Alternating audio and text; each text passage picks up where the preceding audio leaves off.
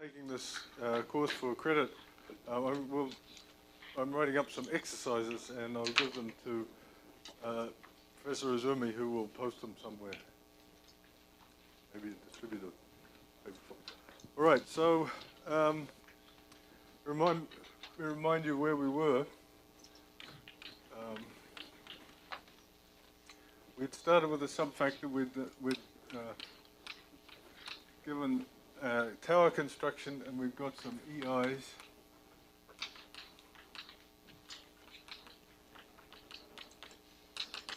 Satisfying, which were projections satisfying certain relations. We had used these to construct representations, pi, I think we call them, pi,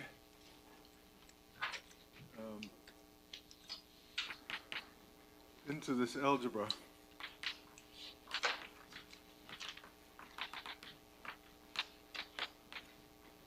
Given by the so-called temporally Lieb algebra, given by the EIs, and pi, sigma I was T EI minus 1 minus EI.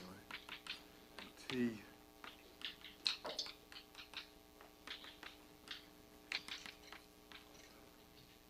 T was related to the index by this formula. And finally, we observed that the trace, these towers of 2 1-factors, and so by the uniqueness of the trace on the two 1-factors is a coherent trace, and we'd observed that the trace of pi of alpha up to normalization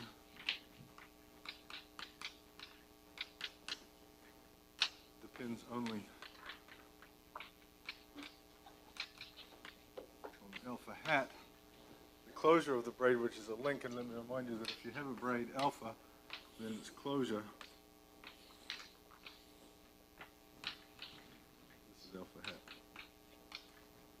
You have a braid on n strings, and then you tie the top strings to the bottom, you get the oriented link alpha hat.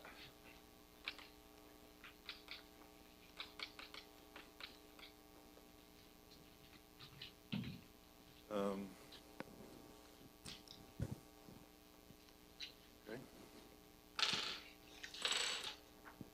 So that's pretty much what we achieved last time, and we defined the invariant of oriented links to be the normalization.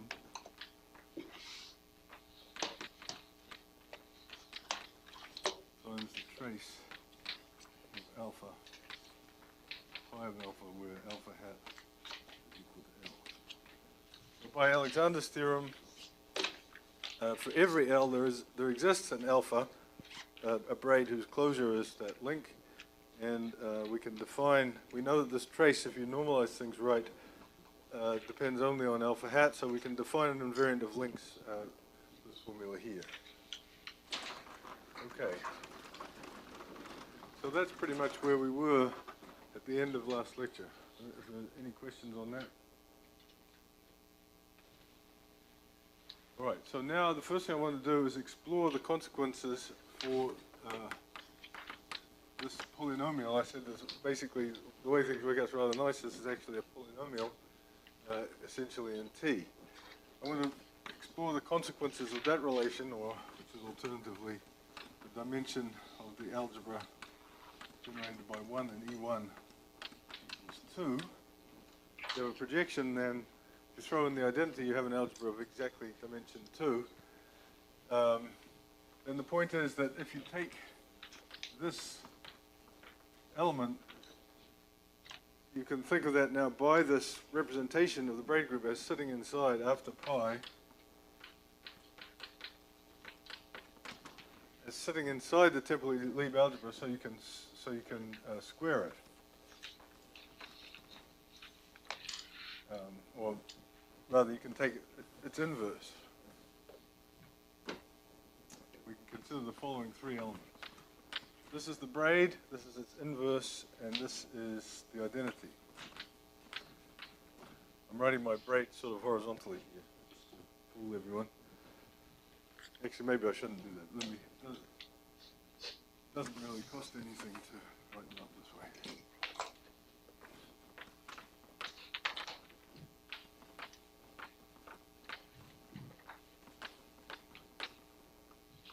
this is working in the two-dimensional, remind you what we're doing, n is equal to 2, we're working in this two-dimensional, the braids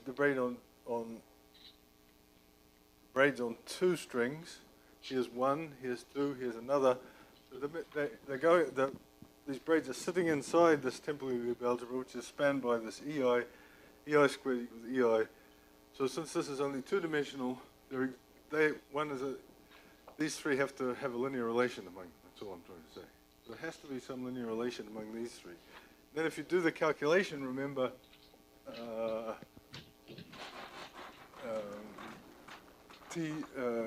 we know exactly what these things are. They're TEI minus 1 minus EI. Then you find that 1 over T times this minus T times this is equal to, that's an exercise. Hopefully I'll put on the list. They have to be relations, and when you work it out, this relation here and that definition imply precisely that. Okay? So you remember that what this actually means is pi of this braid.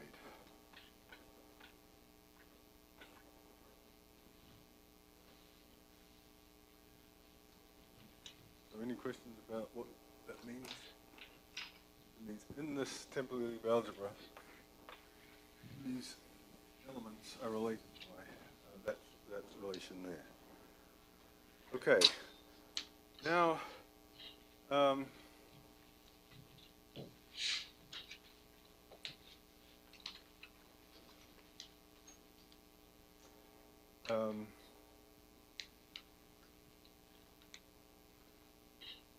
strictly speaking, that's probably not quite accurate, but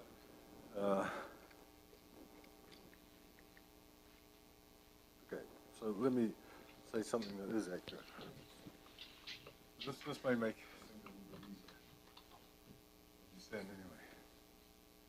The fact that this algebra is three-dimensional, is two-dimensional, means that there are numbers x, y, and z. That is true. Now, the consequence of this for the Jones polynomial is that 1 over t times v of this minus t times v of this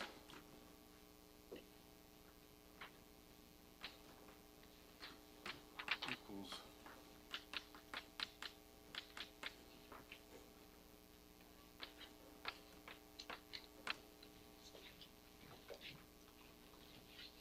so these numbers might not quite work out to be the ones that I've written on the right, but it's all a question, it's just this normalization.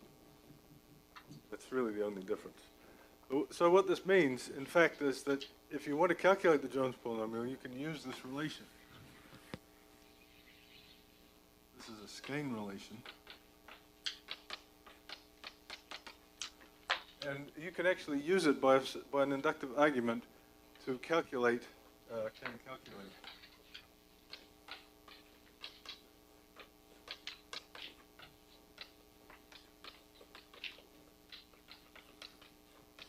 This sort of deserves a few exclamation marks. So let's follow through the path that we got. We defined V to be this. We took a link, we turned it into a braid, we took the closure of and we took the representation of the braid inside this algebra, and then we took the trace. A long, complicated process. But you see, with the Skein relation, we can forget completely about going through braids and so on, and just simply apply this directly. And the idea is as follows. Inductive argument.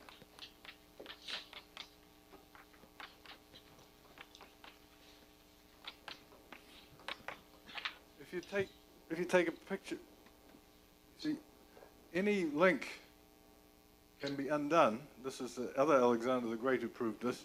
Any link can actually be simplified completely if you allow yourself to change crossings. Okay? If you allow yourself to sort of cut the string and rearrange the crossings, then you can untie any link. So the idea of the inductive argument is step one, isolate a crossing which, if changed, will simplify.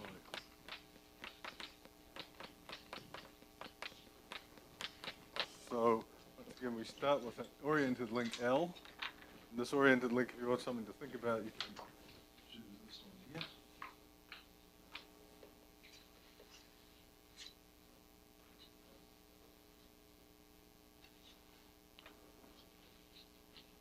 Okay, this is some oriented link. Then, right.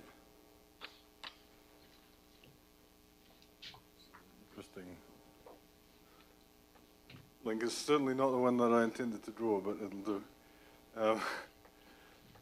By this sort of Alexander the Great argument, somewhere in this mess of crossings, there is one that if you reverse it, if you switch it from over to under, then it will simplify the link, right?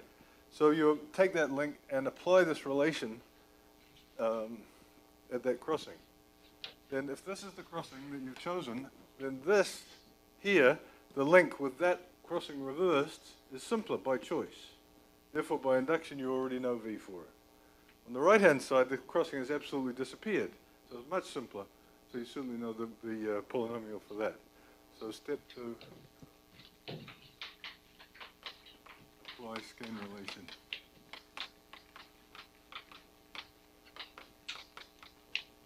And induction.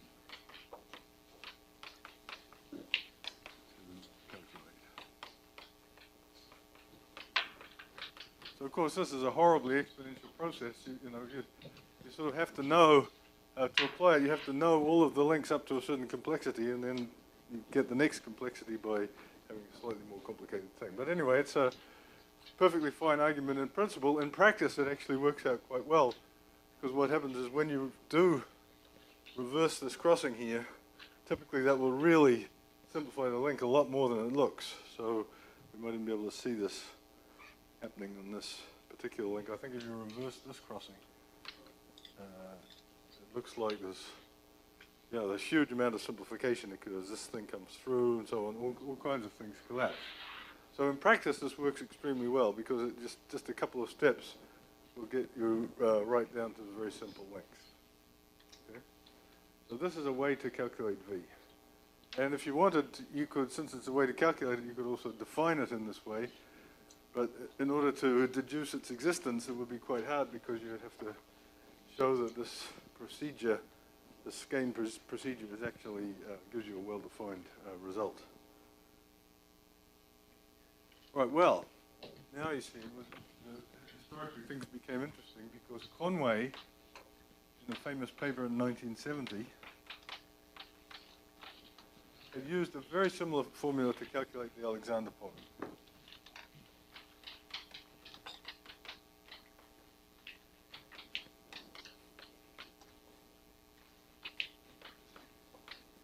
Which is also an invariant of oriented links, and it's a polynomial. So his relationship was delta of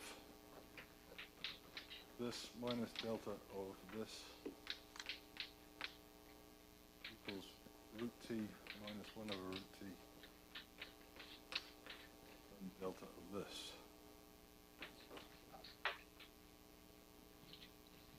Okay. So the relationship for the Alexander polynomial also has something to do with something somewhere being an idempotent.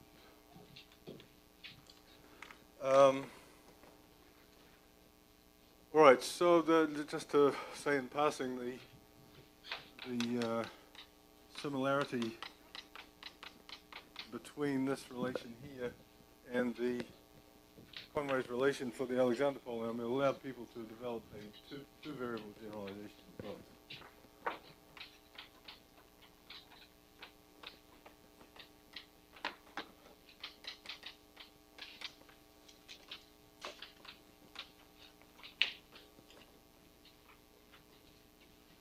So, you might have thought that this similarity in the relations means that this Jones polynomial is somewhat like the Alexander polynomial, but that has revealed itself to be about as far from the truth as you can get. It sort of just about all they have in common.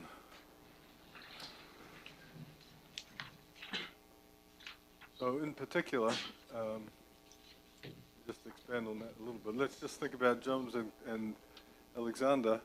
If you define them by these Skein relations, then they would both look like they were exponential in their computational complexity, right? Because each time you want to change a crossing, you introduce two more links, and then so on. You get a whole tower of links growing exponentially in number. Similarly with the Alexander polynomial. But by another definition of the Alexander polynomial, due to Alexander, the Alexander polynomial is actually polynomial time in the number of crossings in the length. There's another formula, determinant formula, you can write down for it, and that determinants are easy to calculate. So you can actually, Alexander polynomial is polynomial time. Now, on the other hand, the Jones polynomial is now well known to be NP hard. It's not known to be NP, but it's certainly as hard as any other problem that is NP. So it's, you know, provided P is not equal to NP, it's in a different computational complexity class than the Alexander polynomial. Any questions about that? So I don't want to emphasize, talk about that too much. What I want to expand on a bit is Conway's Skein theory and why he introduced it and why it's so good. So, Skein theory. A bit more about that. Because that will lead us back eventually to subfactors. So, I mean, the idea of this Conway thing, the reason it's so good is it's a sort of divide and conquer strategy. It works out very well for that. So let me just illustrate how this might work with a particular knot. I'm going to draw. Hopefully I'll get this one right. It actually doesn't matter very much if I get it wrong. Right.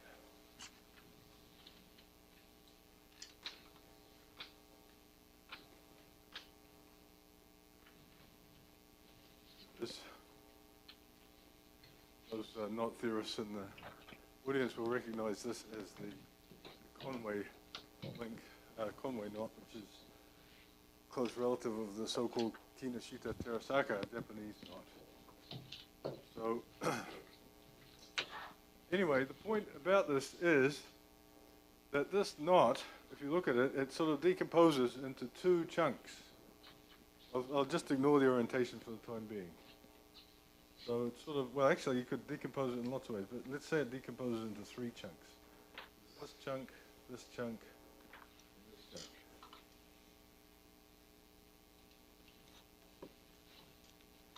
Okay. And what Conway's Skein theory allowed you to do was to work on these three chunks independently, do some Conway, apply some Conway moves, you know, this reduction, this crossing reduction on each one separately, and then combine the three things afterwards. Okay? So if we think about the structure of that calculation, then what it is there's three disks which are linked together by some strings.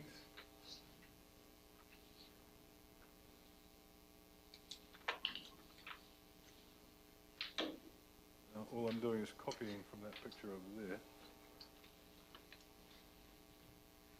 Okay, so I hope you saw how this went. Let me just go a little bit slower. I didn't get it.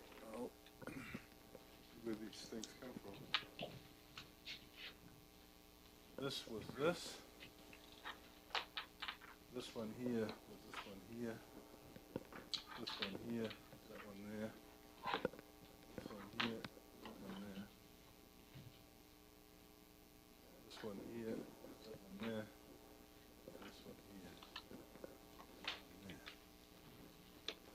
Okay, so with the Skein theoretic point of view, this Conway knot has this sort of tangle structure, right? You can sort of group together all the crossings into lumps, so that what's left outside has no crossings.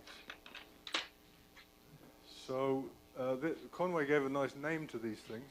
Such a thing, what goes inside this? So let's have a look at this guy here.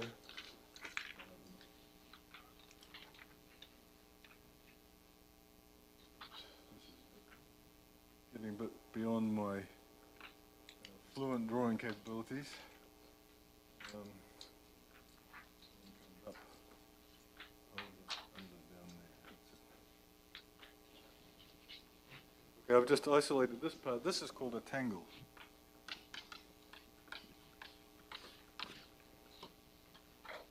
Okay.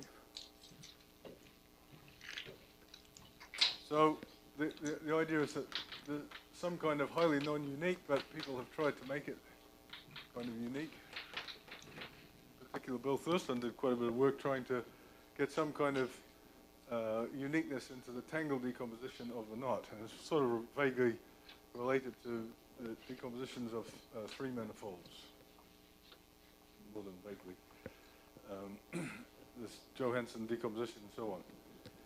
So anyway, there's the idea from our point of view. The Skein theory has given rise to a sort of tangle decomposition. And obviously, once you start decomposing knots into tangles, knots and links into tangles, you're obviously going to allow yourself to decompose tangles into tangles. So, for instance, let's make this a little bit more tangle-like.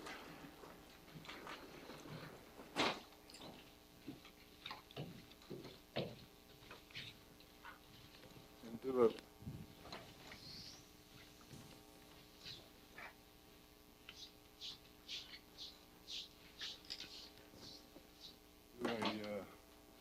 redraw that knot that I just drew. It's good to get practice in it.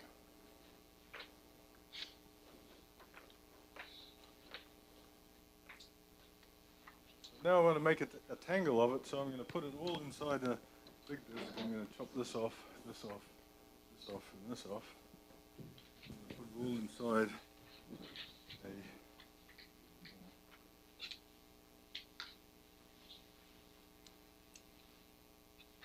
big disc.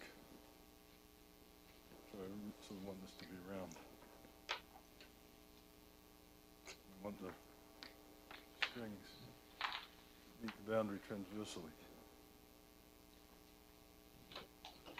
Okay. So if I was extending it, and as soon as you start doing this divide and conquer strategy, you are immediately led to consider this calculus, and you're forced to, and you'll have to program it on your computer if you're doing it seriously. You'll see that that decomposition would give us a nice decomposition of this angle. Okay, so the underlying structure of this tangle is revealed to be this one here.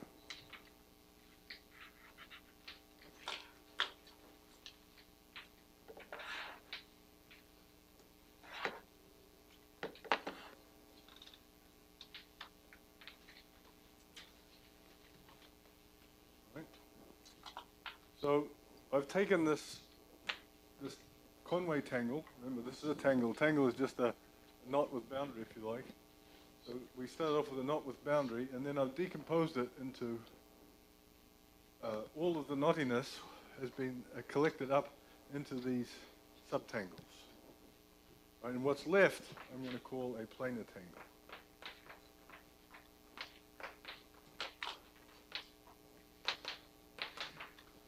So what is a planar tangle? Well, a planar tangle is this big disk, the output disk that contains the whole tangle, and together with three input disks, 1, 2, 3, and the input disks are all connected to each other by curves in the plane, non-intersecting curves in the plane.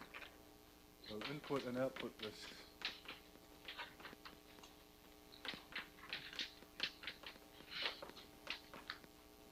Connected by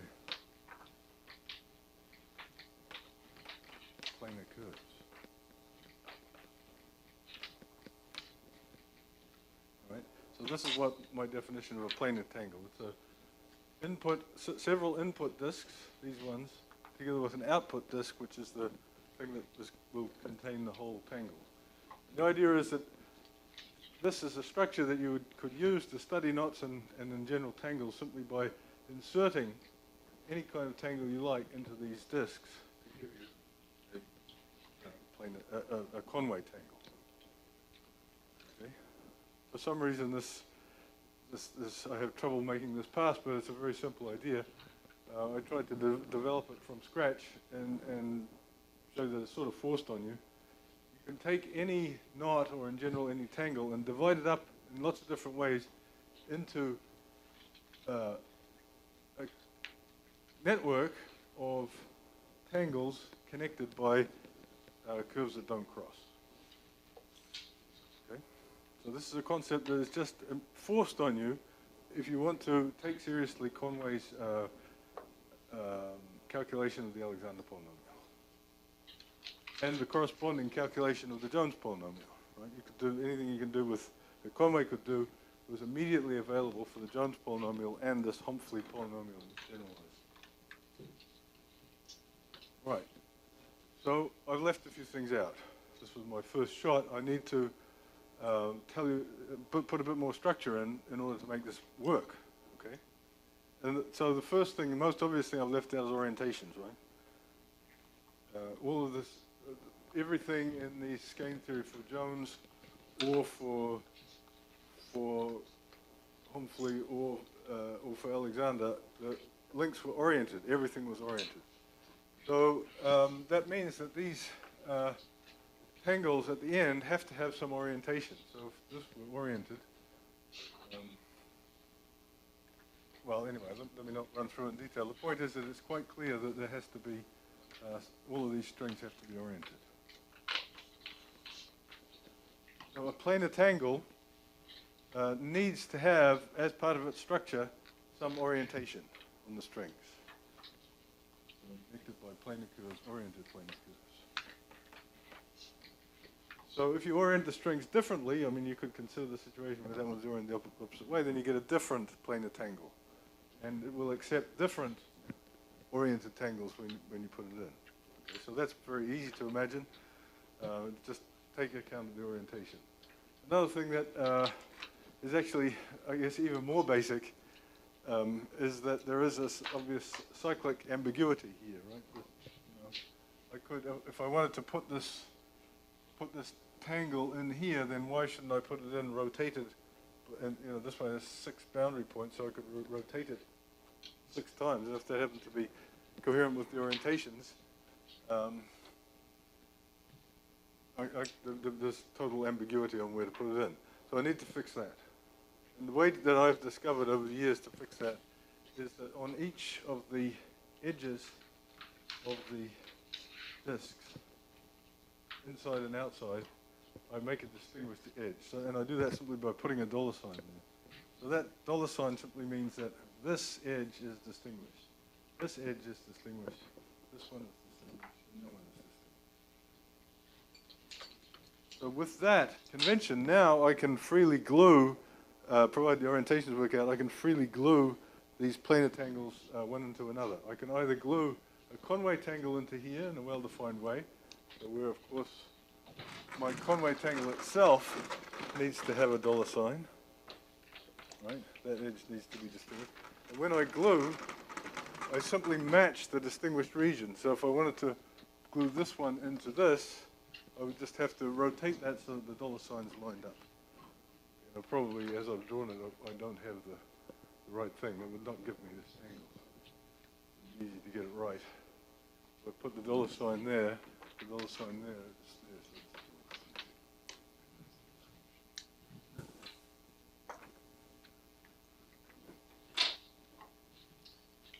Okay. So what I've developed is a calculus for divide and conquer for Skein theory based on a structure of planar tangles. So I can say, well, this knot theory gave rise to this structure. The structure is somehow more abstract than knot theory. I have the concept of a planar tangle, and I've basically told you in words, we've actually developed everything we need to handle this structure. A planar tangle is a collection of input disks inside a big disk, connected by strings, and with orientations. If we were dealing with unoriented knots, then we would need the orientations. But most important of all is these dollar signs. You need to know for each of these disks, inside and outside, where one particular interval on the edge. Okay, that's to resolve the cyclic ambiguity for gluing. So a planar tangle is input disks, output disks, strings, and privileged interval. And of course, once you've got this, you can glue planar tangles into themselves.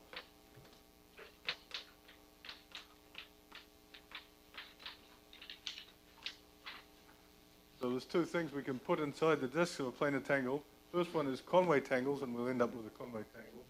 We could also have an operation that was closed. We could put in, suppose we had another planar tangle with the right number of boundary points. Then I could simply glue that one there. So inside this thing, I've got another planar tangle, and I've just stuck it in, and we get another planar tangle. Okay. So it's a nice concept. We've got a planar tangle which is sort of capable of acting on Conway tangles or on itself. Okay, so it's sort of like an algebra structure, where you have an algebra which is capable of acting on itself by left and right multiplication. We've seen that a dozen times already. Or an algebra can have a representation, in which case you put, it acts on some other space. In this case, is the case of Conway tangles. Right. So we could say now, we were forced to take, Conway tangles was forced to take linear combinations. So we could say, let Cn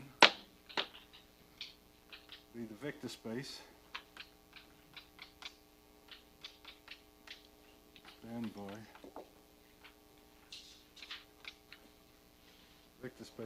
by Conway tangles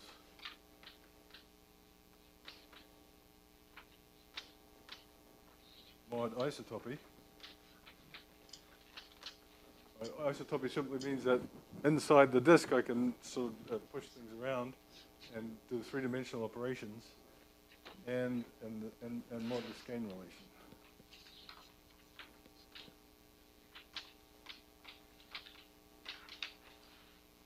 In order to talk about the Skein relation, this linear combination of these, you're forced to form a vector space. You're forced to have isotopy, and you're forced to have this vector space. You've got no choice. All of this structure is forced on you. Then,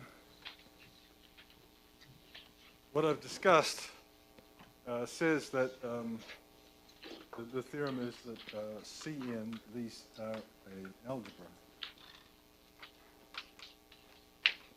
over the operad. So these are just words. I'm going to put them in quotes. Operad of planar tangles.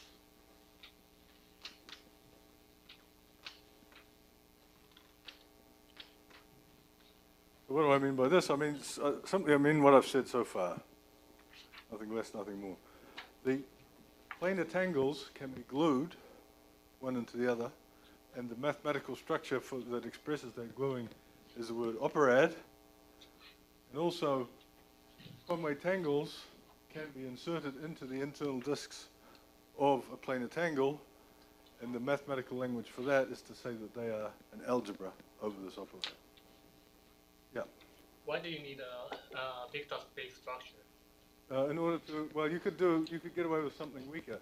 I agree. In fact, you know, I could have made this discussion simply with the set of isotopy classes of Conway tangles.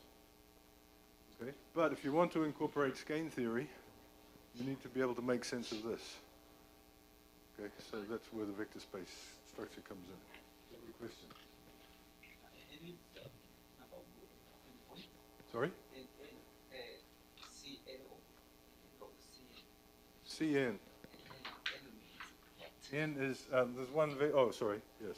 Conway tangles with two n boundary points.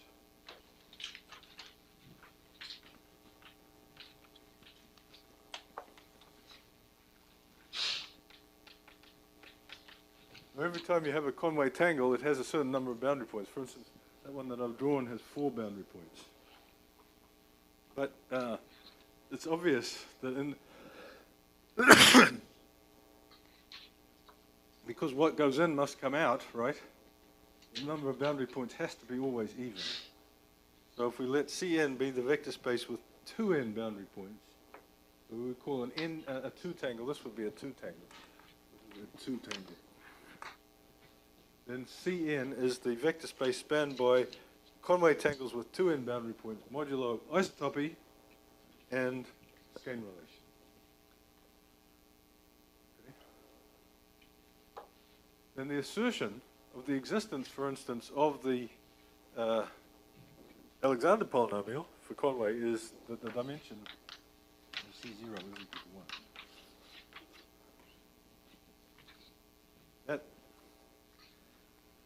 This is if and only if Alexander polynomial exists.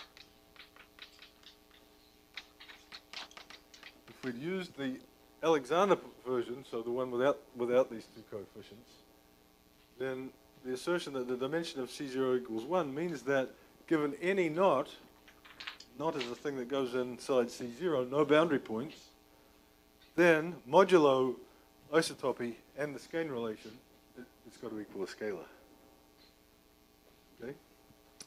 So that's that assertion. And also, you know, if you applied a different Skein relation, that's the same as saying if you use this one, dimension of C0 equals 1 says that the Jones polynomial exists. Okay? So this is an important condition, the dimension of C0 being equal to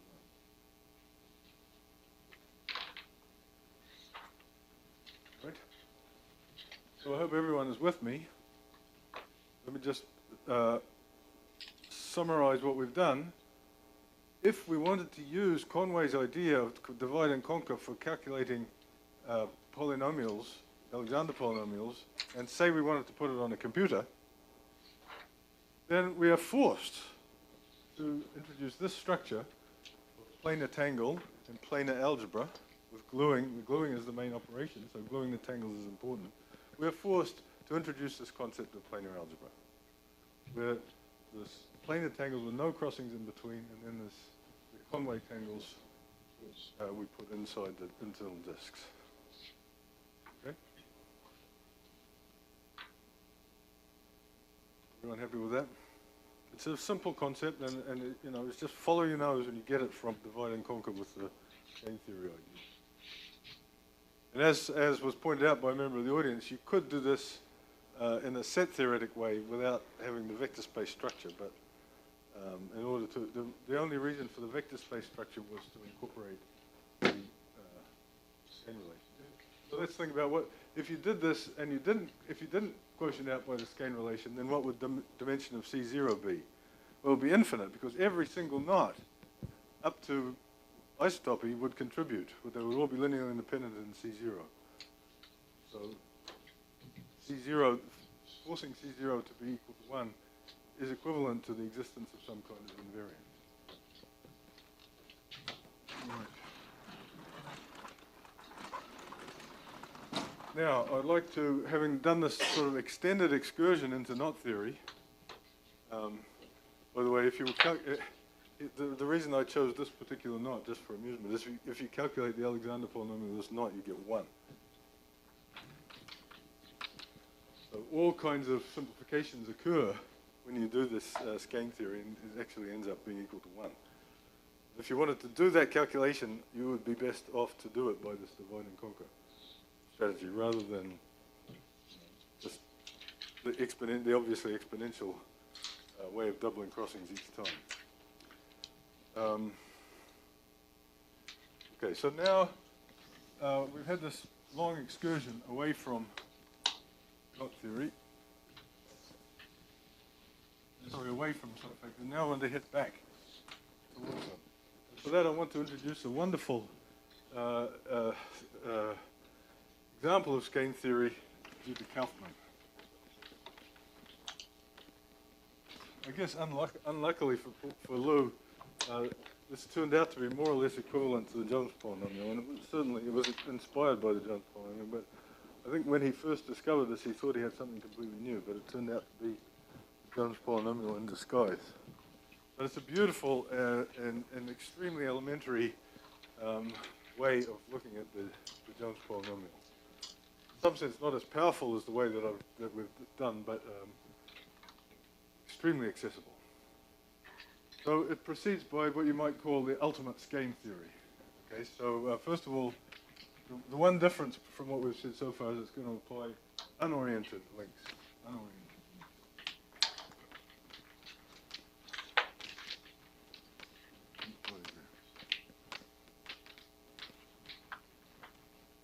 That's important. We're never ever going to orient the string in this whole discussion.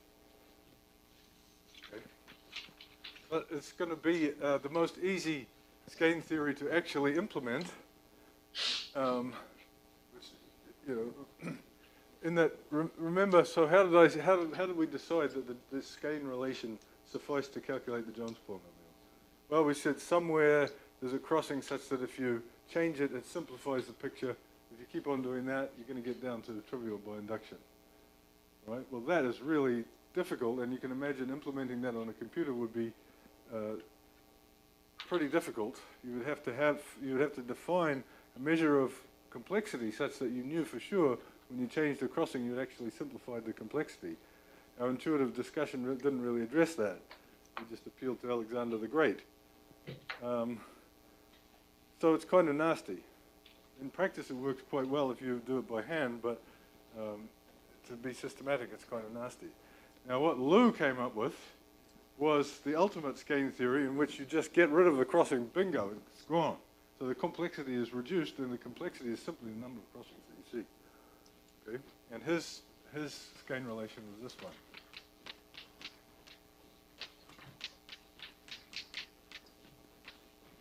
In the unoriented world, these two things, you know, are just sort of on an equal footing. And when you see this relation for the first time, you think, but how is it well defined? I mean, you know, just this crossing, how do I know where to put the A and where to put the A inverse? Well, there's a convention. You can figure out your own convention, but I'll tell you my convention.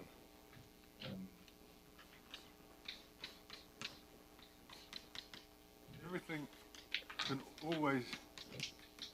So the first remark is that in this world of not crossings and things, everything can always be shaded. All of the regions, all of these pictures could always be coherently shaded. And by that I mean a shading such that adjacent regions have different shading. And why is that? That's simply because, from what I said, what goes in must come out. There's always an even number of boundary points, and that immediately implies that there's a coherent shading. So let's take advantage of that possibility to define ourselves a convention. If you have a crossing and it's shaded, let's look at this. If this is shaded, then there's a sense of the crossing. There's positive and negative, and this is positive. The idea is if you think of this shading as actually being a surface and the strings of the strings of the knot are the boundary of the surface, then what you can think of, if you like, is a long piece of paper on either side here, a long piece of paper on either side, and the paper has just become twisted. Well, there's two ways to twist it. You can either twist it that way or the other way. And by convention, this way, by everyone's convention, this way is the positive convention. Right? Because if you're going in and you've got a screwdriver, it's turning positive. Imagine going into that, and the screwdriver while you're doing up the screw. If you came around and looked at it the other way, well, also you're doing up the screw, so it's positive. Right? So therefore there's two possibilities here. This crossing could go that way or the other way. And here I'm going to use A. Now, there's two possibilities of so-called smoothing this. You can go like that. And so this one cuts off the shaded region, and the convention is simply you use A when you've cut off the shaded region, and A inverse when you've joined the shaded region. Okay? And unfortunately for me, like the Hilbert space conjugate linearity, I use the opposite, completely changed convention. I have no fixed convention. I always use a different one depending on the day of the week or when I start. So other people are much more strict about it than that. I mean, I just decided this one right now. I could have decided the opposite one. Just a matter of chance that I chose this one. But, you know, if you look in the literature, it's probably one chosen for all time. But, you know, this, from the point of view of knot theory, this is absolutely fabulous because you just simply take a knot diagram and you just eliminate all of the crossings one at a time and until you get down to no crossings. And what do you see when you get no crossings? You see a bunch of circles after elimination.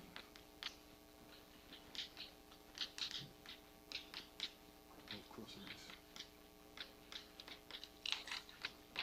See this. So all you need to know is what the contribution of one of these circles has to be. Okay? And it's a simple calculation that a circle has to be equal to, has to represent, this is a closed, unknotted curve. If you just apply this calculus and very simple linear combination, you find that this has to equal minus a squared minus a to the minus 2. Just a consequence. So therefore, if each of these circles contributes minus a squared minus a to the minus 2, then these four of them would give you altogether minus a squared minus a to the minus 2 fourth, and therefore you have an explicit formula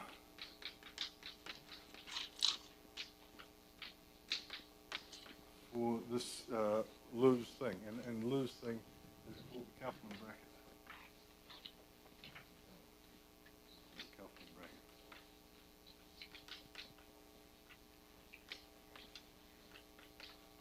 So let me say that again.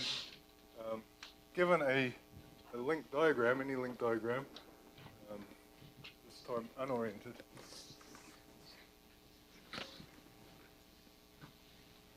let me sort of more or less do it in case.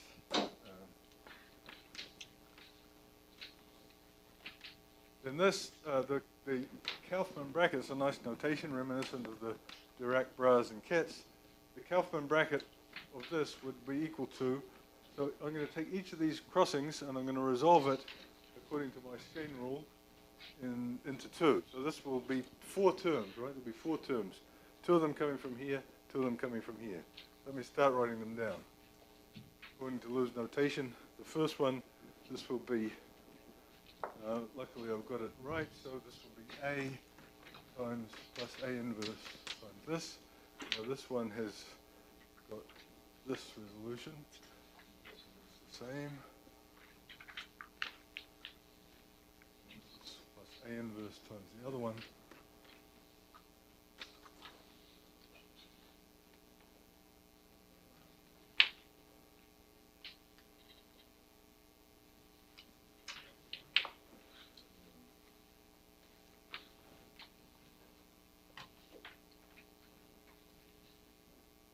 I think I've done that right. Yeah.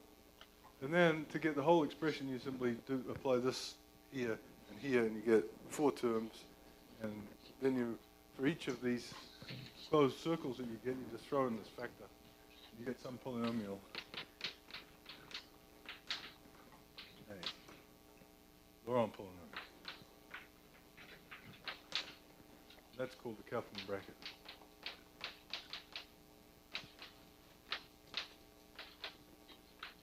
Well, what Lew observed was, and it's a sort of trivial, easy to prove, is that the Kaufman bracket, this is invariant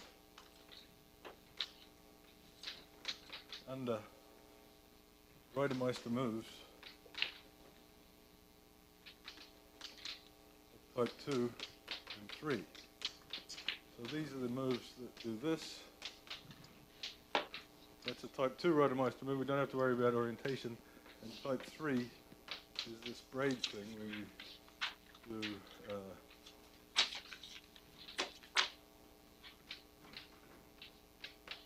this. Right, so these are the so-called type 2 and type 3 Rhodomeister moves, and it was known what Rhodomeister showed was that three-dimensional isotopy is equivalent to three-dimensional isotopy of links is equivalent on link diagrams to changing by Rhodomeister moves of types 2, 3, and this is type 1. Well, you can do a trivial computation using this Kaufman bracket to show that, and let me just cheat here. This may or may not be right, but morally it's right. Minus a cubed times this. Okay. I reserve the right to have this sign corrected and with its a cubed or a to the minus 3.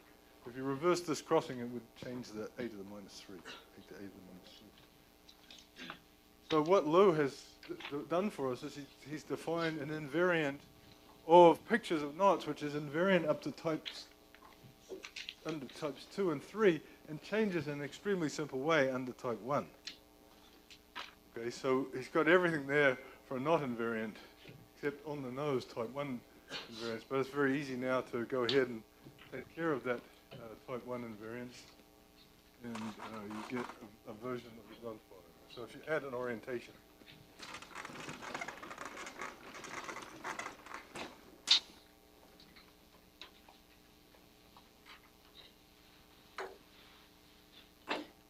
you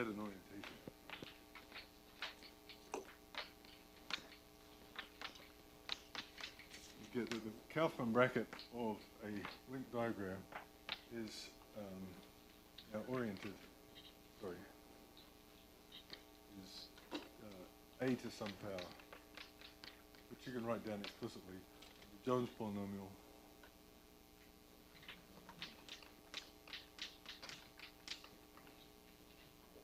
So let me parse this statement. If you take an oriented link, you can oriented link diagram, you could forget about its orientation and take the Kaufman bracket. And that will be a polynomial A. That polynomial in A is actually A to some normalization times the Jones polynomial in A to the 4th. Now, it's not really that much of a surprise because this Kaufman thing is also an expression of some vector space being 3 dimensional. Linear combination.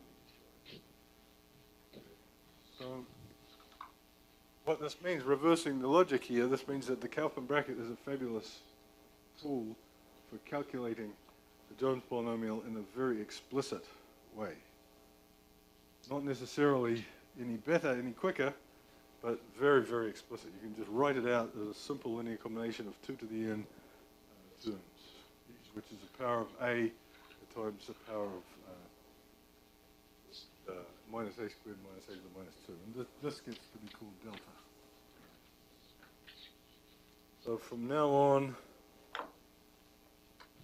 the rest of this course, I guess there's not so much of this course left.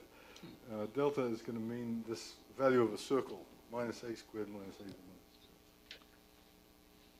Just to jump ahead a little bit, it's going to turn up in our connection with subfactors. This is going to be the square root of the index. What people in algebraic quantum field theory call the statistical dimension. Okay? Right, so let me just end the first half of today's lecture by just looking at the slightly modified structure that we need. It's slightly simpler in terms of planar tangles. So if we were talking about Kaufman bracket Skein theory, then what kind of tangles, what kind of planar algebra would we have? Well, there's no orientation. The planar tangle for this is no orientation, right? But the only thing that there is for sure is that around every disk there's an even number of boundary points, simply because what goes in must come out. Right? So the kind of planar tangle for the Kaufman bracket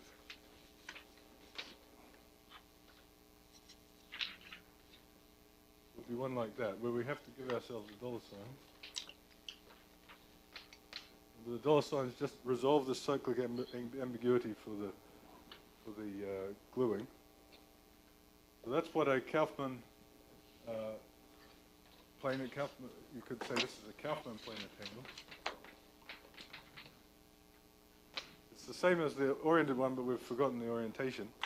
And finally, the final remark I'll make is that what is the Kaufman planar algebra?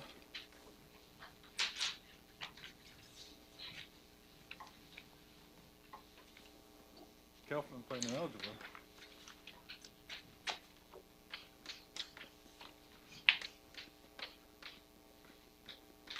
that will have Kn, and this is a vector space with 2 n boundary points.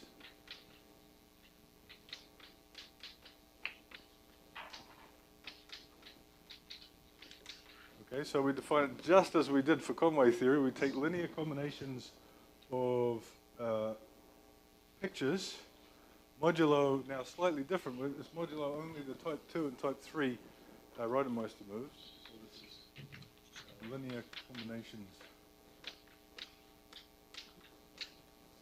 of pictures with crossings modulo type 2 and 3 Reidemeister moves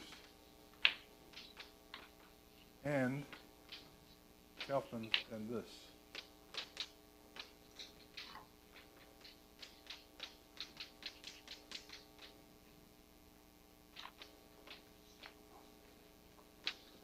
So this is exactly what we did for as Conway would handle the Alexander polynomial. Now we can very quickly and easily calculate what the dimension of Kn is. So Kn has 2 n boundary points. 1, 2, 3. I better add one, right? My favorite joke here is that you discover in this theory that the probability of an integer being even, a random integer being even, is 0, or certainly not equal to 1/2. Always draw pictures, you've got lots of odd. Just stick them in, you end up putting in an odd number. Anyway, so after applying all of these reductions, we get rid of all the crossings, we get rid of all of the instances of closed circles. Each one just goes off with a vector power delta. So at the end of the day, anything in this vector space can be expressed as a linear combination of pictures, which are simply ways of tying the boundary points together with no crossings. So there's a dollar sign somewhere, and then simply tie the boundary points together. Okay, so if you count them in this case, it will be 5. And this is the Catalan number 1 over n plus 1 dimension. This is one of the standard objects counted by the Catalan numbers is disks with the boundary points paired off in a planar fashion. So this number is the dimension of Kn. Kaufman n space. Right, so these Kns form a planar algebra.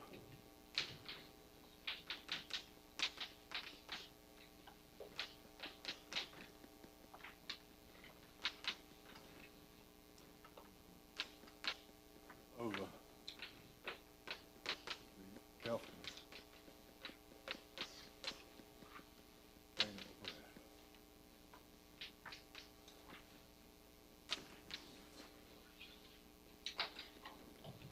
Right. So all I did was I took that concept which had come from Conway and I just translated it into the ambient Skein theory, namely this bracket Skein relation.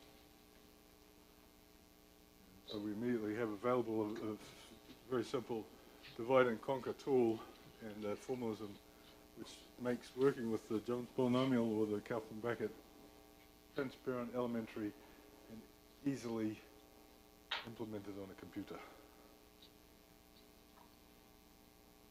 Okay, so we'll have a 15-minute break, and then we're going to go straight back and see what this has to do with subfactors.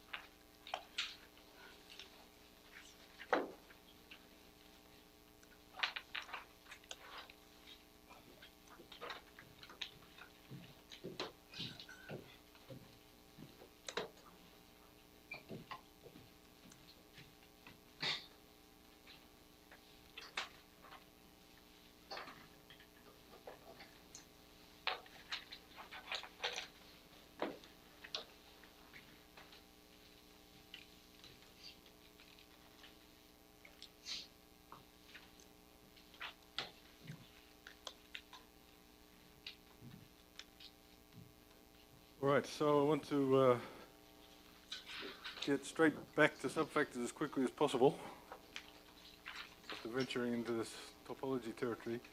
And the way I'm going to do it is I'm going to show how these Kaufman diagrams, this basis that we've got of the Kaufman Skein space, Skein module as it's called.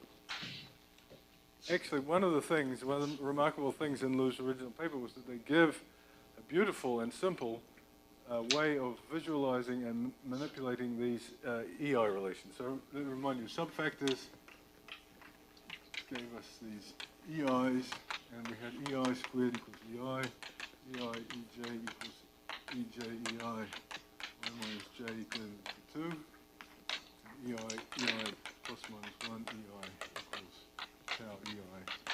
Tau is one of the index.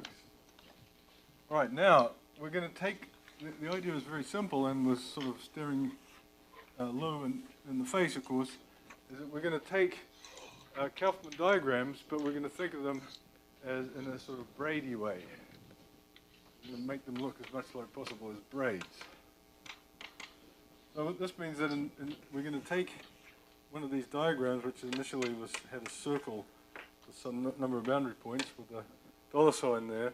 We're going to make it into a rectangle, and the dollar sign is always going to be on the left vertical edge of the rectangle. And then we're just going to draw in there a Kaufman diagram. So we split the points into two, so there's as many on top as possible, and then we're going to draw less arbitrary, so that it's just a simple topological distortion, a combinatorial distortion. So there's the same number of diagrams here as there are here. So it'll be Catalan possible configurations that we can put in here. But taking a cue from braids, this is obviously the basis of an algebra.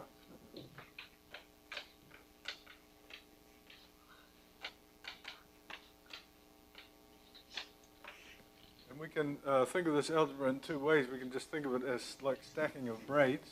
So let's take this element and let's, just for fun, let's square it. Multiply it by itself again.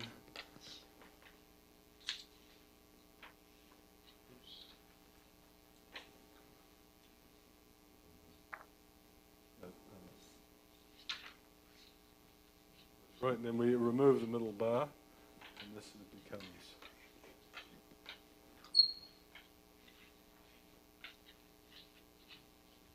so we've defined in this way associative multiplication on these Kaufman diagrams, given this particular choice of dollar. And of course the point is that when we do this concatenation, we might actually have come across some closed circles. We just throw them away and count this multiplicative factor of delta. So for instance, on the middle I could have seen this meeting that.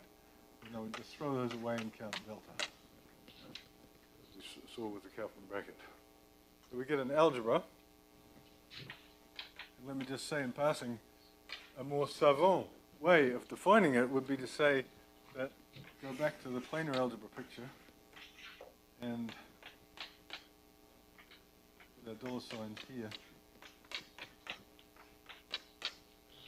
This planar tangle defines the multiplication in the algebra. Well, why is that? Well, you have the right to put in something here, you put in something there, and you get out another D2, D3. So this D1, D2.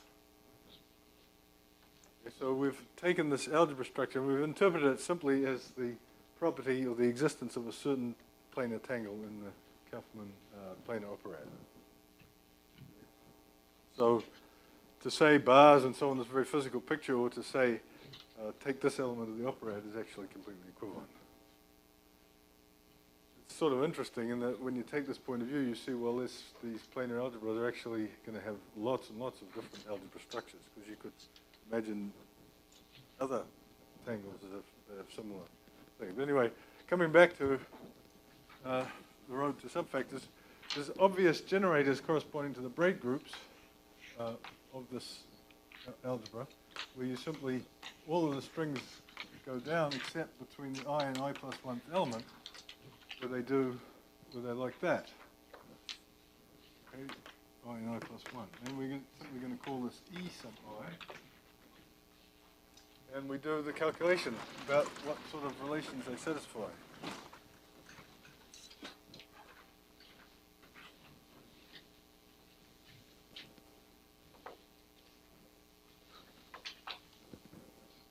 Well, let's do EI squared.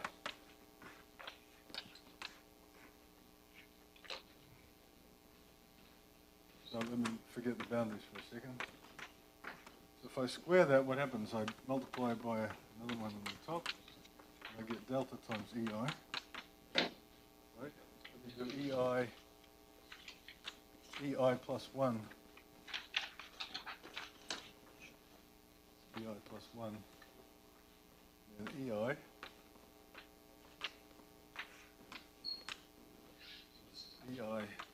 EI plus or minus 1, a symmetric EI is equal to EI.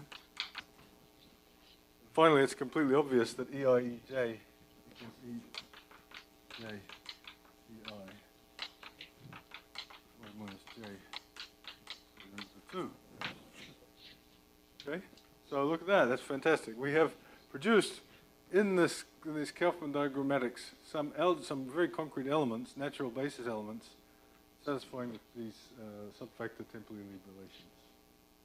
Okay, so we have now a diagrammatic way of understanding just the normalization, understanding these operations in terms of these pictures, and the formula is just EI corresponds to 1 over delta E dot. Right.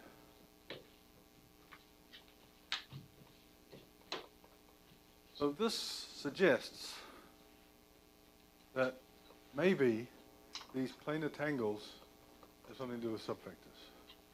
Because where did we get the little EIs from? We got them from this tower, okay? And then we've seen by this convoluted walk-through knot theory that they turn up as planar pictures. So let's take that seriously, and this is one thing I wanted to do. Perhaps we can apply this theory that Liu developed with these planar tangles and so on, not to just the EIs, but to more structure that we might get from a subfactor. All right. So now I'm just going to briefly abandon this knot theory point of view and go back and tell you a little bit more about subfactors. Okay? And you'll see them, but it's very strongly motivated now. We want to apply these planar tangles to more than just these EIs. So what is there more than the EIs? So that's the question that I'm now going to tackle. What do subfactors have more than just the EIs?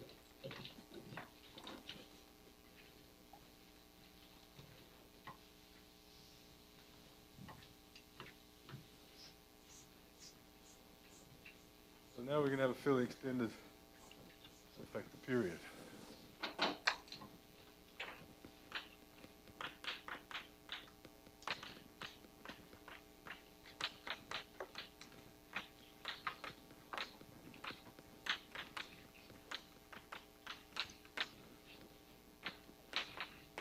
Well, I've sort of alluded to this before, so let's remind ourselves of how we got the EIs. We had N contained in M, and then we did a basic construction, and we got ME1, and we call this one M2 for various reasons, and then M3 we got by taking M2 and adding E2 and so on. Out of this tower, we got the EIs, but so let's go back to the tower. The tower is N contained in M, contained in M2, contained in M3, contained in M4, and so on. This one was M0, and this one was M1. The rest of the tower was defined by this second order difference equation using the basic construction. Remind you that Mi plus 1 equals Mi Mi minus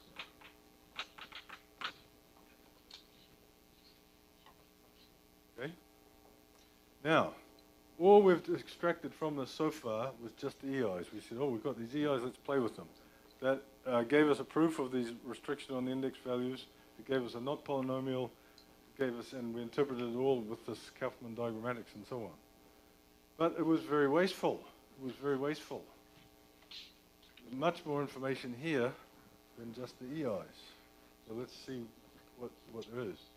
Well, one of the remarks that I made and you know, was embedded in all of this combinatorics is that the algebra generated by the EIs was finite dimensional.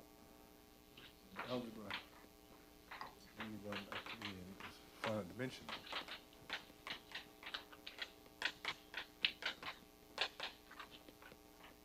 And that's why there's all of this combinatorial structure to it. It's a bit less than you might think because it's a C-star algebra, so it's semi-simple. So there's a lot of combinatorics, but it's very elementary. So what is finite dimensional in this whole picture? What is finite dimensional? Well, it's a very simple thing that's known, you know, since the dawn of time, and subfactors von Neumann would have said it's completely trivial if he'd seen it, which is that if n is contained in M has finite index,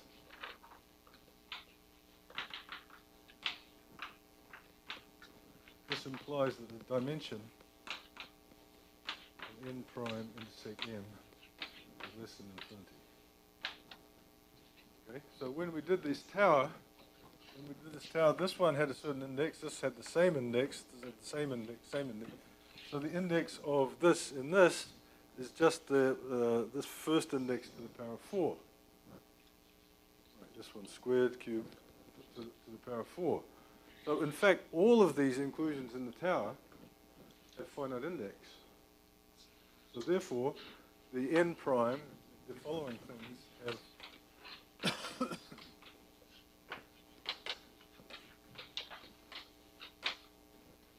okay. Okay, so and this is just, you know, this is just the most elementary thing you can imagine in subfactor theory. Prove it, I mean, just if this relative commutant were infinite dimensional, then it just forces the index to be infinite. It's just obvious.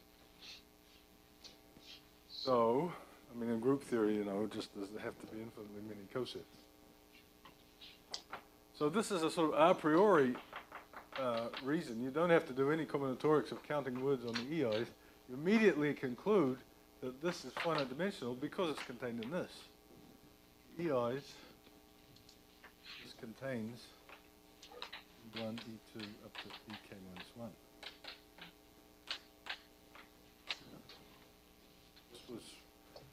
This was the very property of the basic construction that when you add one E, it commutes with everything that was 2 steps down. So when you add the E3 going in here, it's not just in N prime, but it's in M2 prime. So all these E's in the commutant, so they're all sitting in a finite dimensional algebra. So we had an a priori understanding that this algebra was finite dimensional. Okay. But you see, it may or may not be the whole thing. May or may not be the whole thing. If you take the example, the simplest example where it's not,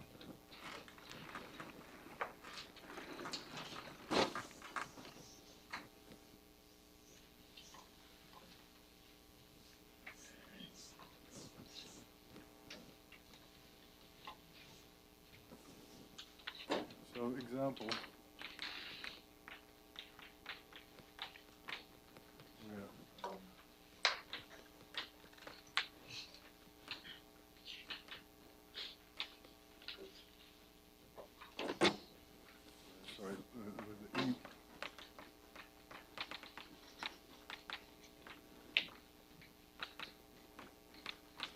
well, you may have forgotten, but this, when I put 2 primes, that means von Neumann algebra generated by, and in finite dimensions, it simply means algebra generated by.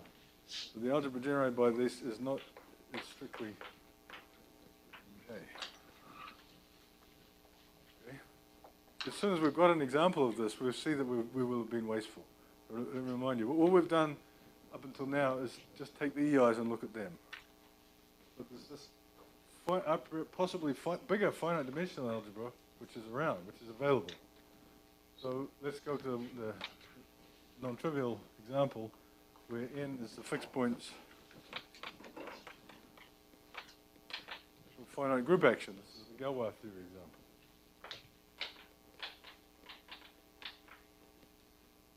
then it's certainly contained in the Japanese schools, Nakamura, Takeda, and so on, work, one form or another, that interpreted in this way, that n prime intersect m2, so this is when you throw in one EI, this is actually isomorphic to the group algebra, C of G. Okay, this is via a construction known as a cross product, which I have not done, and I'm not going to do because of lack of time. Okay, but C of G could be, the G could be an arbitrary big finite group, so this could be arbitrarily large dimensional, but the algebra that we're looking at is just 1 in E1. Okay, so if you like, what we've done so far is we've taken this example, all that we've extracted from it is this little thing here. Okay, whereas we had available the whole group algebra. So this strongly suggests that we should associate an invariant with a subfactor, which is much stronger than the index, much stronger than just the temporally leave thing. In fact, is these so-called relative commutants. So the tower of relative commutants.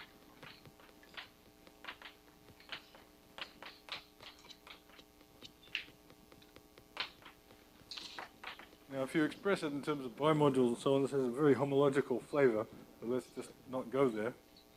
So we have n contained in m, contained in m2. We have n equals m naught.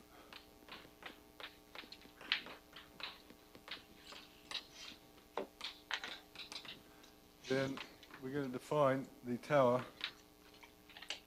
n prime intersect mi.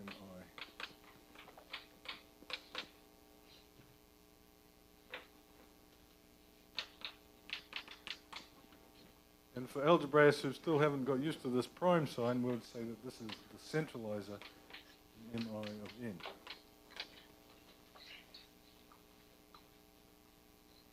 So I'm not sure whether an algebraist would put the mi there, the n there. Anyway, it's the centralizer.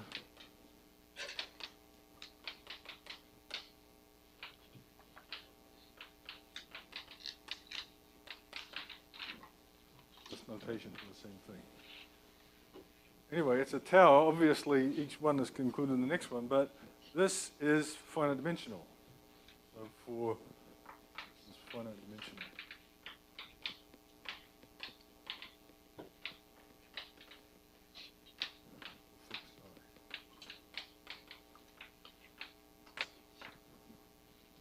So we've come away with, we've all of a sudden got a tower of finite dimensional algebras.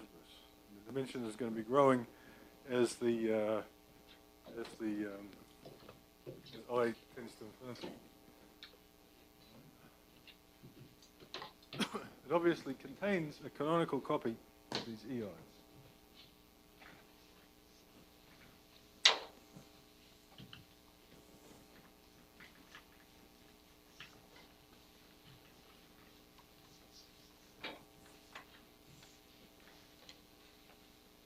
At this point, I'm going to cheat magnificently and avoid a whole lot of discussion of finite dimensional polynomial algebras, and simply going to give you a theorem which will tell you about the structure of these. So there exists a graph. So we've given a subfactor of finite index.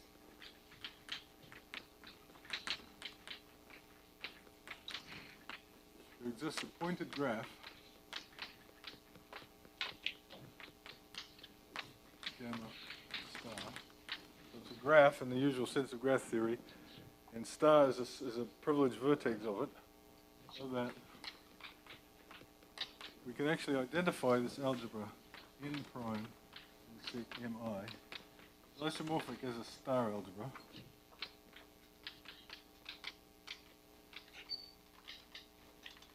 A combinatorially, very simply definable algebra defined from a pointed graph. So this is the algebra spanned by loops of length 2i gamma, starting and ending.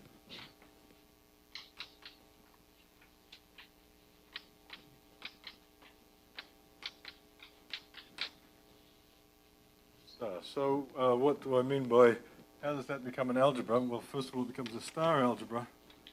So this is very unfortunate, the stars. There's too many stars. Star is this privileged point, and it's also a star algebra, so star has two meanings. Actually, once upon a time in the game, that privileged thing in Planar Tangles was also denoted star, but that was really too many stars, so I introduced the dollar sign. So we're going to have to live with two stars. So if we have a loop star equals the loop read backwards.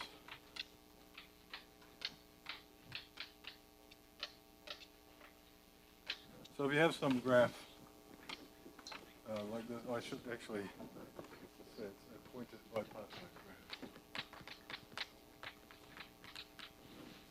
So let's get ourselves a pointed bipartite graph.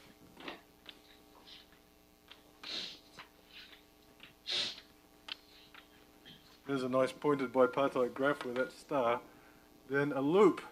We're going to look at loops. So loops are just walks on the graph that go for a walk on the graph. 1, 2, 3, 4, 5.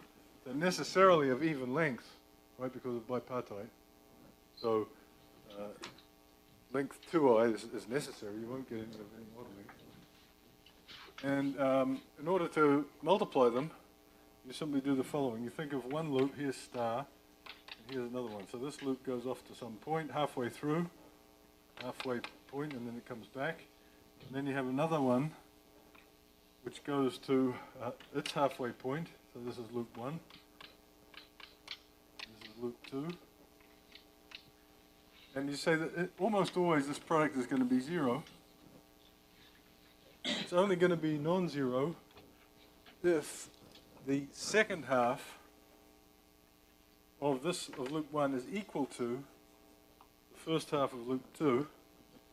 And in that case, the product is, you just forget these, and the answer is this one.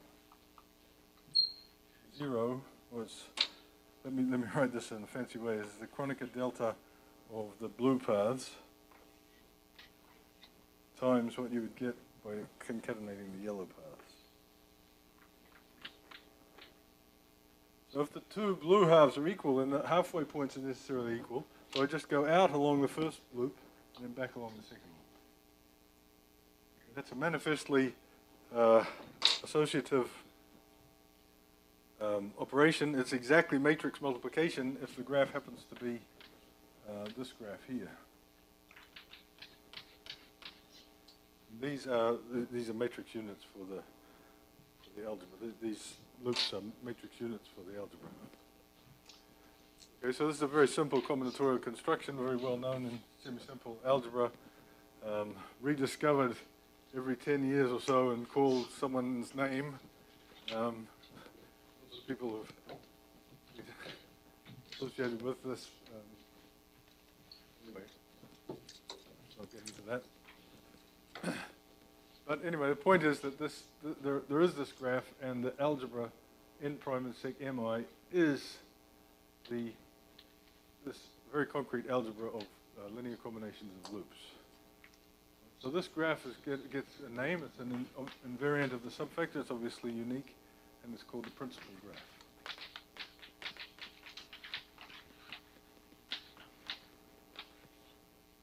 I discovered it very early on in the game, but then it was properly understood by Ocneanu, who also gave it its name. I'm cheating, as I said, I'm cheating. I'm just saying it exists. Therefore, it's this, going into why it exists. It's not terribly deep.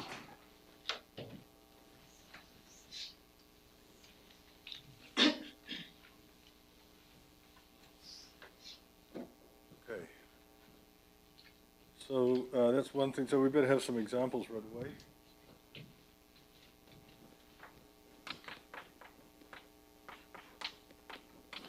Well, the first example is if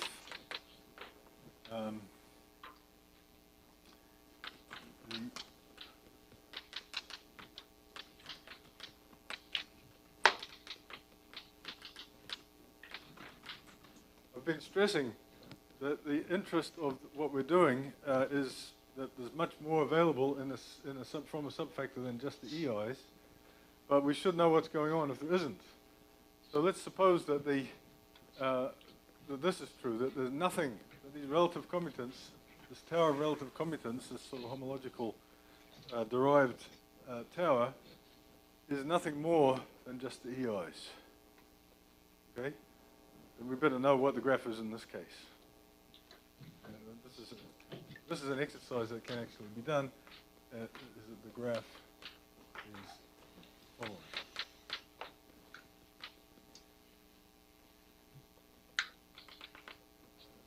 Graph is A infinity.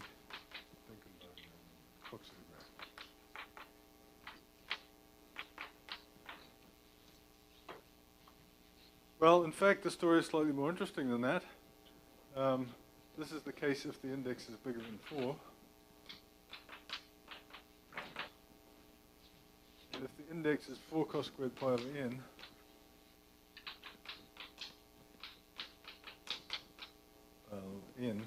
then we get the Coxeter graph A sub n minus 1.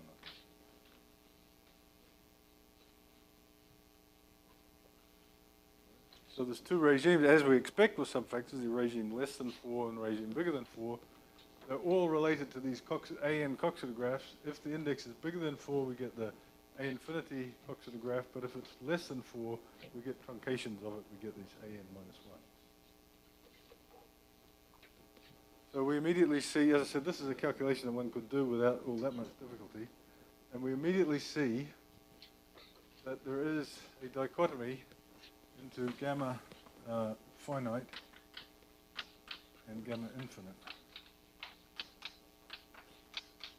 corresponding to the first order into something bigger than 4 and something less than 4. So this gets to be called finite depth. Once again, this is an Okeanu infinite depth vocabulary.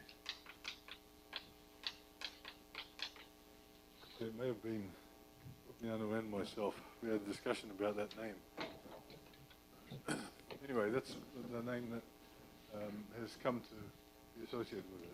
Finite depth means that this graph is finite. Finite infinite depth means that the graph is infinite. And in the finite depth case, it's obviously nicer things are going to happen. The first nice thing that happens is that gamma squared is the index.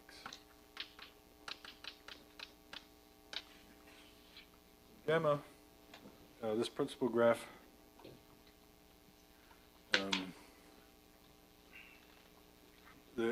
what do I mean by the norm of a graph? I mean, take the adjacency matrix and think of that as a finite dimensional map between Hilbert spaces and take its norm. Norm in the Hilbert space sense of adjacency matrix.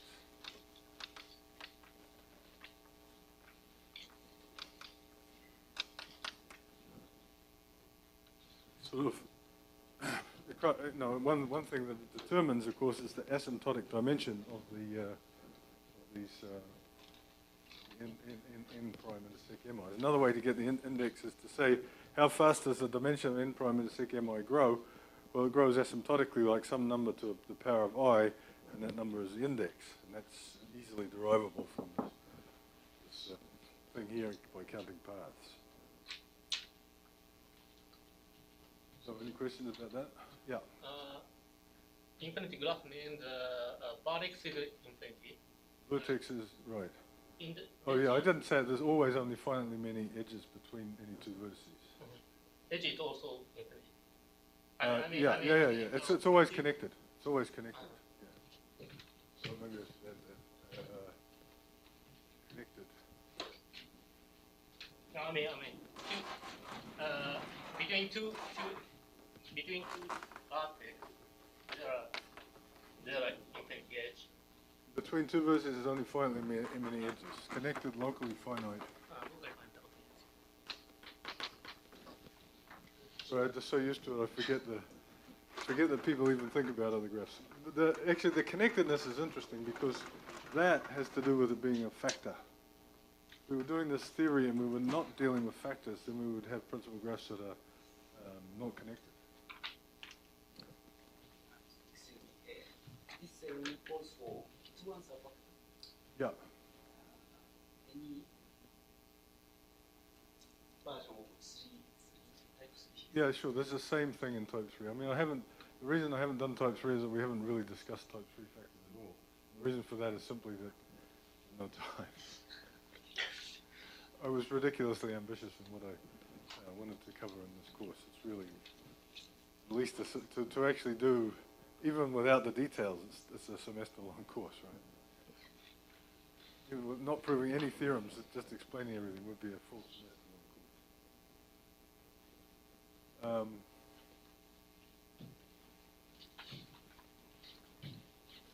Okay, everyone happy with that? There is this graph. I just made this assertion.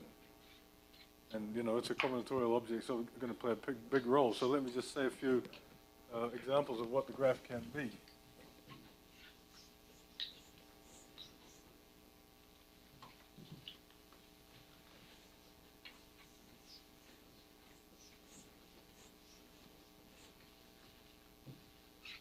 So the first theorem, the first example is when the index is less than 4.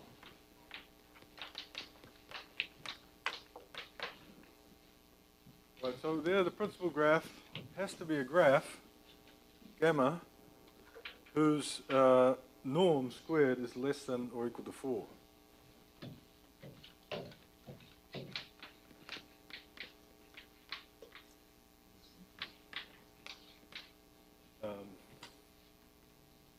So let me restrict this discussion to finite depth.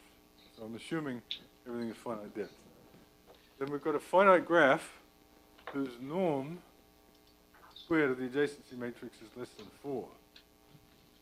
Well, it's known in some form or other, going back to the early 20th century, and in some sense even before that, that there is a finite list. Well, you can list these graphs. These are precisely the ADE Coxeter-Dinkin Coxeter graphs. We have, well, actually we don't know where the star might be, so we have AN, and we have DN.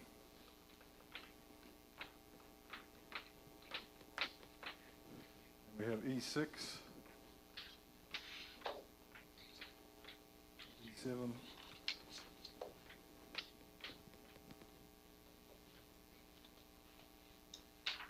and then E8.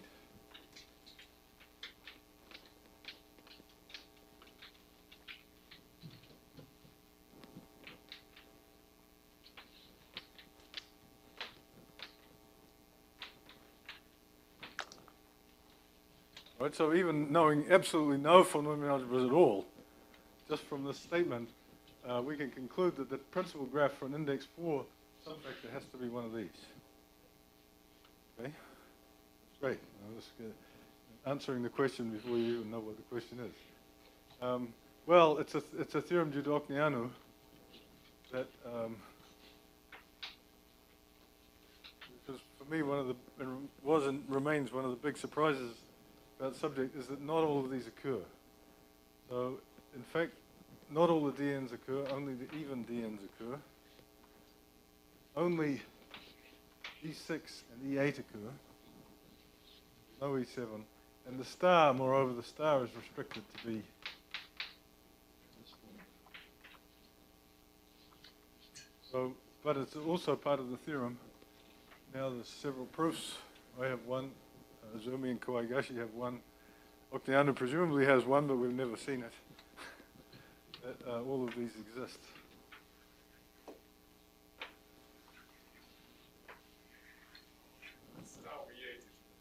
So, I'm sorry, here.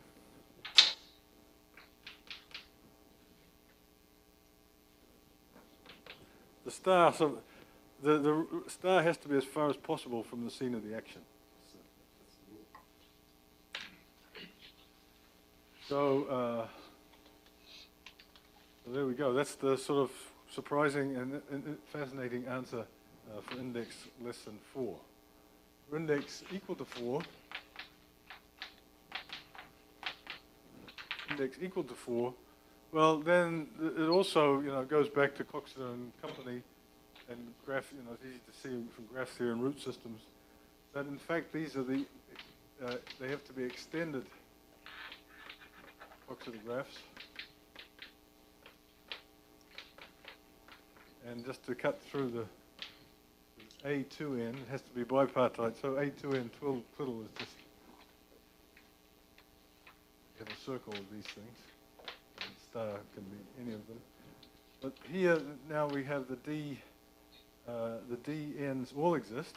There's no restriction on the dn's, and E6, E7, and E8 all exist. And actually, there's also this graph here. So the extended ones are gotten by simply adding an edge and a vertex to the non-extended ones. And for E6, you add the edge there. E7, you add it there. And E8, as always, is cantankerous.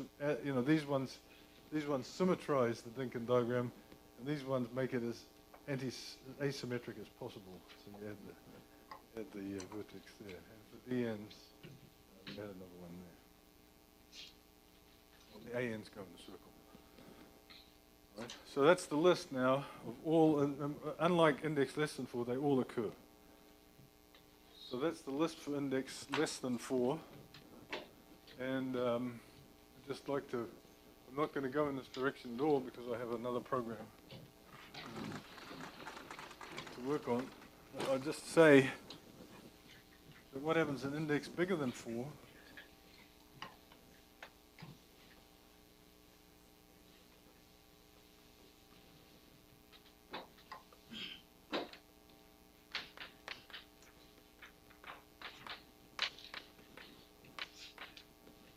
then the smallest index value, so we want gamma to be finite, the smallest index value that's allowed is actually equal to 5 plus root 13 over 2. And this was discovered by Hogerup.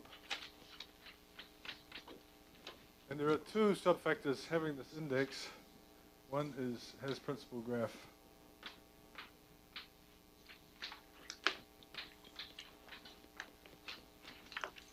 This, and the other one has principal graph.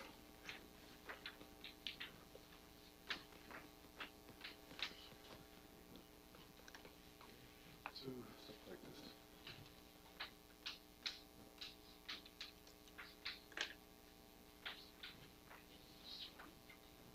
So if you take these graphs and do your hand calculation, you'll come up with this as the square of the norm. If you were Hogerup, you would do it by hand. If you were most people, you would put it on a computer. Anyway, actually, it's not for this one, it's not too hard by hand anyway. But so that's the answer. And Hogerup actually showed, first of all, he showed that there was nothing in between 4 and 5 plus root 13 over 2. And he also showed that there exists, the subfactor actually exists. So that was in the mid-90s. And since then, a lot of study has gone on of this Hogerup itself, just trying to understand it. And it's still ongoing, very much an ongoing study of just this subfactor. Okay? We understand these ADE ones in index less than or equal to 4. They're perfectly under control. They're relatively, one might say, unexciting now.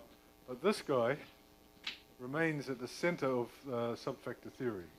It wasn't understood. I think the first major advance in understanding it was made by Izumi, who understood it in terms of endomorphisms of the Cuntz algebra.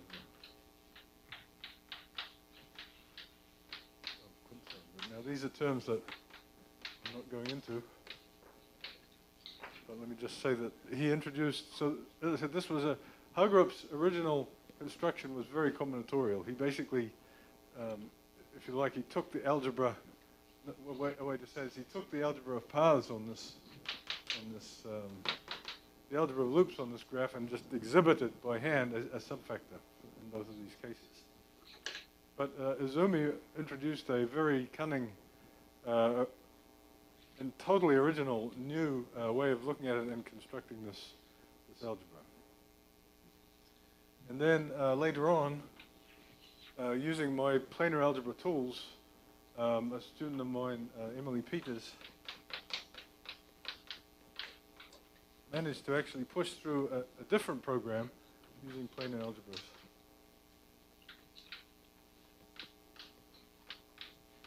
Which I'm going to get into very soon. Came up with a different construction of the H-group, which allows us to understand it, gives us some understanding of it in terms of, Conway Skein theory and such concepts that come out. So there's these two really quite different, but constructions that somehow add to our understanding of the existence of the H-group subfactor. The gap between 4 and 5 plus root 13 over 2 is actually nowadays rather easy to get.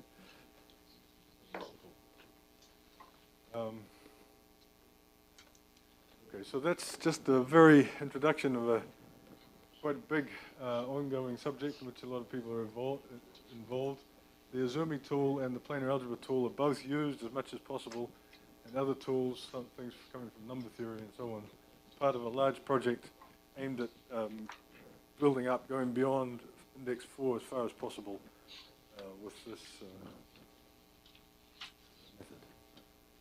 Izumi, since the type 3 factors were invoked, I should add that the Izumi method uses in an ultimately crucial way this sort of, not necessarily type 3, but an infinite from limit algebras in the construction. Somehow infinity, and the fact that infinity is the same as a smaller infinity is in there. And it seems to give Izumi some special insight that you don't seem to have if you stay in the finite world. All right, so I have 5 minutes to finish off. So let me just state a theorem, and I'll come back to it at the beginning of next time. Say some more about it. So, and let me cheat a little bit, so I won't say it quite accurately, and then the first thing I'll do next time is to make it slightly more accurate. There's a duality going along which I haven't talked about at all, so I'm going to just ignore it and pretend that this is statement is correct. Let me call that first approximation. The planar algebra structure.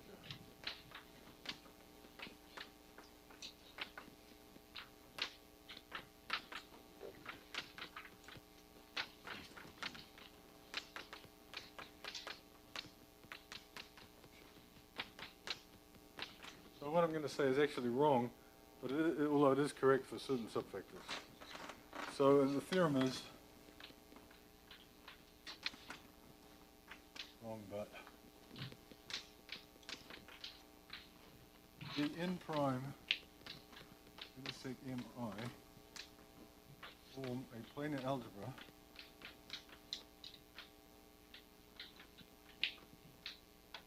over the Kaufman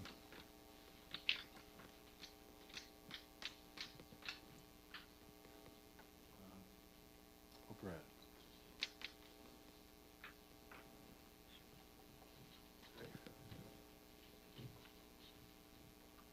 So people who know exactly how I'm cheating, but it's a sort of mildly innocent cheat. So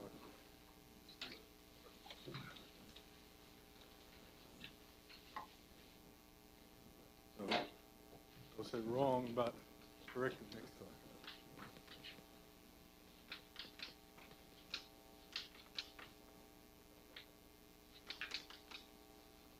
Even there, I'll say maybe I won't do other things. So the idea is simply that this is just what it says. If we go back and we take one of these Kaufman tangles, let me just give you one with the ingredients.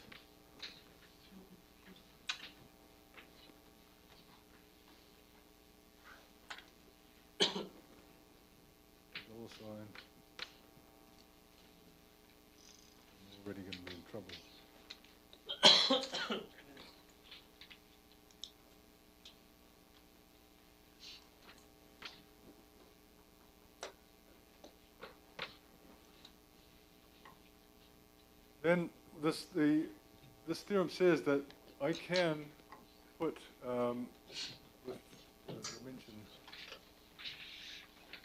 planar algebra P I. Remember, a planar algebra is a vector space for each dimension, right? For each number of boundary points, even number of boundary points, you have that, and you get to put elements of that space of the planar algebra in here. So into this you would put x, y, and z. X would belong to P 1, 2, 3, 4, 5, 6 divided by 2, which is 3. Y would belong to P2, and Z would belong to P 1, 2, 3, 4, 5, 6. Let's add a couple just for fun. P4. Right, and this is nothing but n prime intersect M3. This is n prime intersect M2. This is n prime intersect M4. So you put elements of these relative commutants in here, and you get out something. This is supposed to be in the sense of Conway tangle. Remember, you put in tangles, you get out a tangle. This is supposed to be an element of P. Someone tell me. What's the integer that I've got to put in here?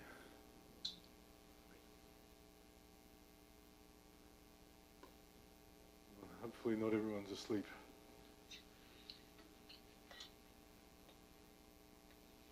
Put in tangles in here and here and here, and we get out a tangle corresponding to the number of points on the boundary, half of that. So it's P3, I guess maybe everyone's shy. So that's what that's the input, and this is kind of a very useful, important theorem, and it contains somehow, rolls up together a lot of algebraic structure. For instance, let me end with this. The n prime intersect mi are algebras. By their very construction, right, they were the relative commutants of algebras inside other algebras, so they're algebras. And the algebra structure is given, as you would guess if you'd been following along, by the following tangle.